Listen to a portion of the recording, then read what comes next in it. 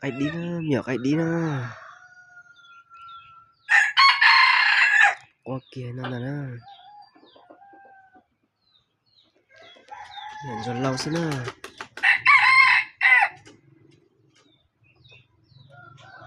Rồi cờ thế nào.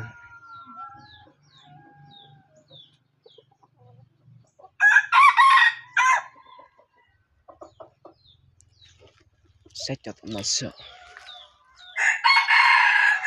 Tôi sợ gai nữa nè. Tôi có tên đề nữa. Chuyện đọc cái nữa. Ý sống thế này.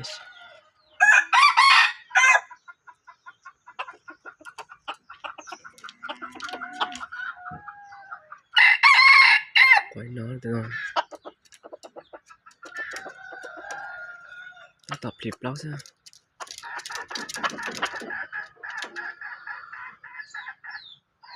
Tụi nó ngang nữa. Tụi nó thế nào. Khá cờ nữa. Tôi nhận cho nó cái kia xin nữa.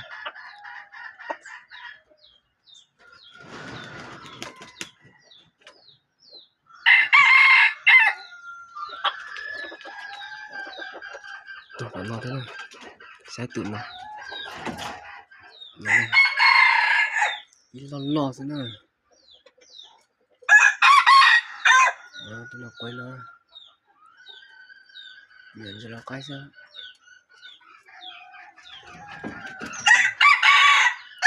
Tụi nó quay nó thế ạ.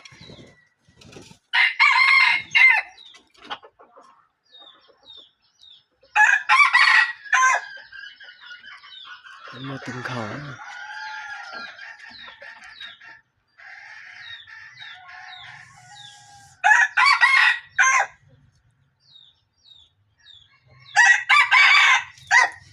Có chế tụi tỏ có cuộn đấy như tụi tỏ nó không có cuộn thì nó có một cái gì Quay nó nè.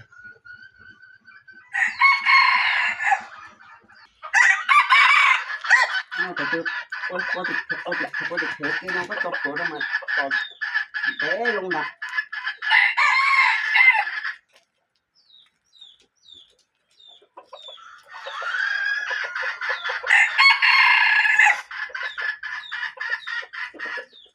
Cá chậm nhỏ cái anh đầu thế.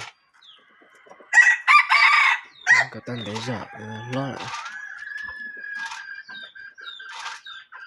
Giỏi đất cơ rồi.